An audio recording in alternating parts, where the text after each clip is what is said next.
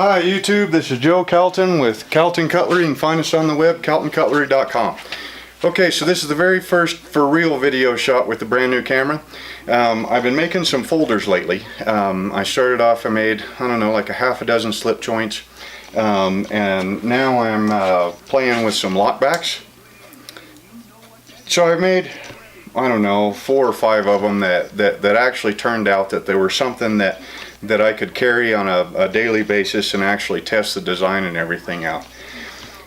The biggest problem that I was having making these lockbacks though, I mean besides, you know, trying to figure out the mechanism and everything, is I was having real inconsistent actions on them. You know, so I'd get about halfway through a build and just about everything seemed to be looking pretty good, and then I'd pin them together, and as the second I pinned them together, they didn't lock up, but the action started getting all weird. You know, parts of the blade would seem to drag, whereas other parts weren't. I was milling the inside of the liners away from the, let's see, where's a good one here. I was playing with different ways to mill the inside of the liners so that you wouldn't get scratches on the blades. This one right here I think is, yeah, this one looks, what I did is really noticeable here. Okay, let's see if this autofocus is going to focus. There we go. See how I was milling the inside of the liners so that you would not get these nasty looking scratches up here on the blade? Well, that autofocus just is not wanting to focus. Let's pull it down a little bit and see if it's gotten too much light.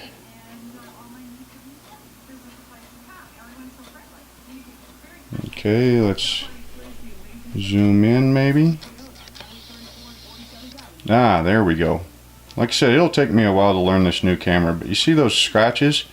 They look like an arc going across right there. Apparently, you know, every time I've had a knife that did that, I didn't really care for it, but apparently that's a big pet peeve in custom lockbacks.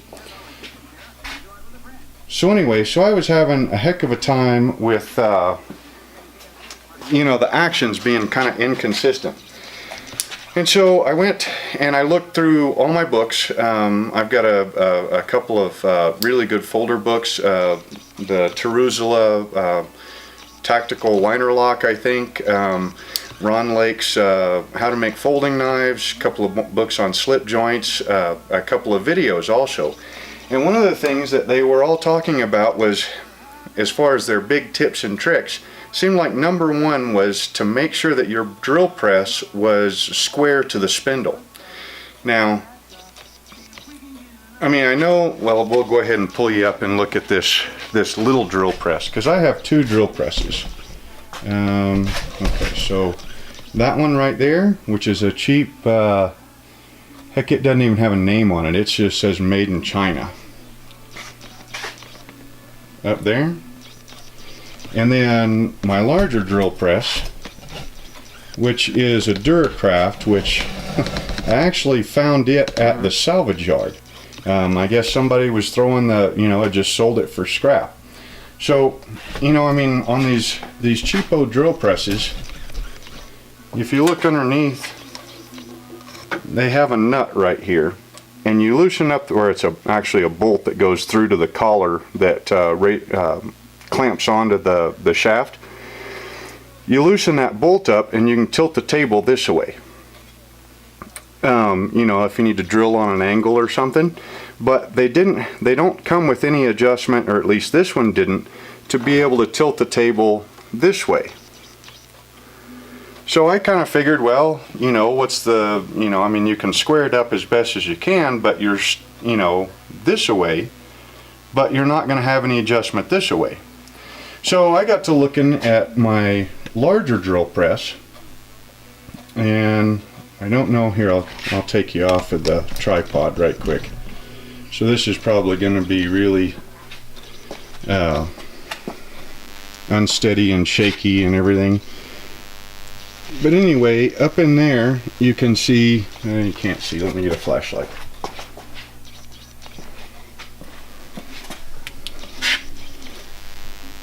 So anyway, up in there you can see it's got the same, that one's a nut to, you know, to be able to loosen the table up to adjust the table this way. But then if you look right up underneath that, right there, there's a hole, and there's an Allen headed grub screw in there.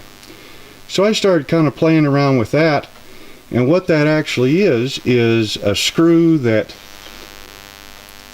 will kick this part out and in. So now we'll bring you back up now that you've seen that and kind of show it to you on the little drill press.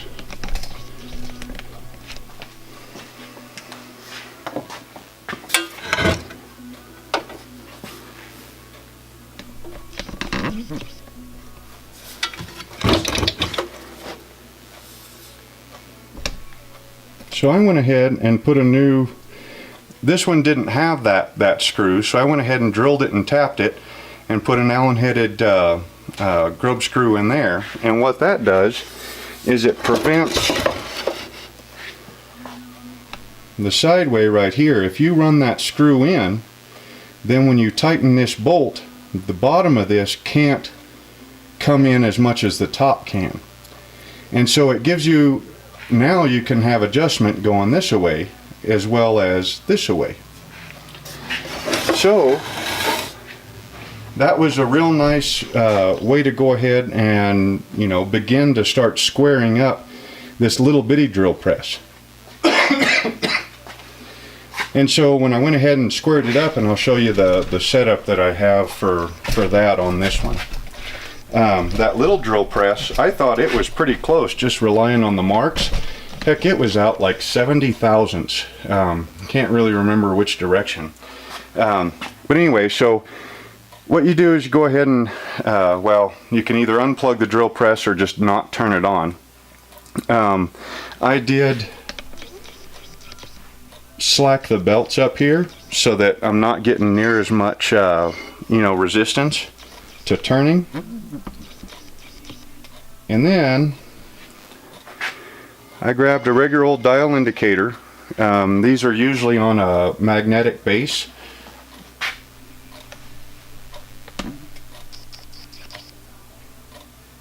This whole setup, this part right here, usually screws into a magnetic base, and then, you know, you can put it on your lathe and check to see if your parts are running true. You know, or just mount the dial indicator for any measuring that you have to do that requires precision like that. So what I did was I just took the magnetic base off and then chucked the top of it up in my drill chuck, and I just snugged it down. I didn't, you know, didn't go wild with it or anything. And then, you know, adjusted the linkage, I guess you would, the post, you know, whatever, all the articulating arms, adjusted those to where the tip of the indicator would run on the outside smooth ring on this drill press. Now, granted, I salvaged this this drill press from the salvage yard, and so, you know, I highly doubt that this is a precision ground surface, or if it was at one time, it's probably not anymore. So this is pretty much just to get me into the ballpark. Anyway, so you get it all set up like this, and then you'll take a measurement here. This one says 94 thousandths on this side. Then you can swing it around.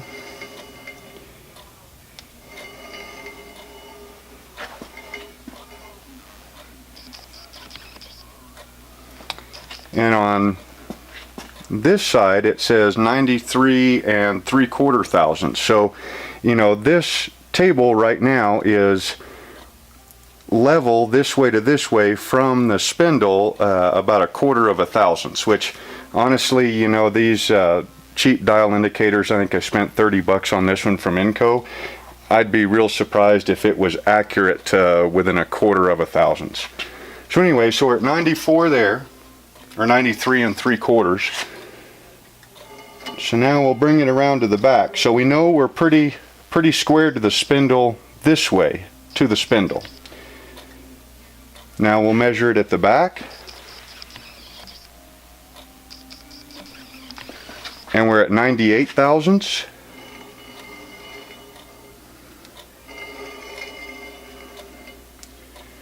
Bring it back to roughly the front. And we are at 90 thousandths. Just a second ago I checked this thing and we were quite a bit closer than that.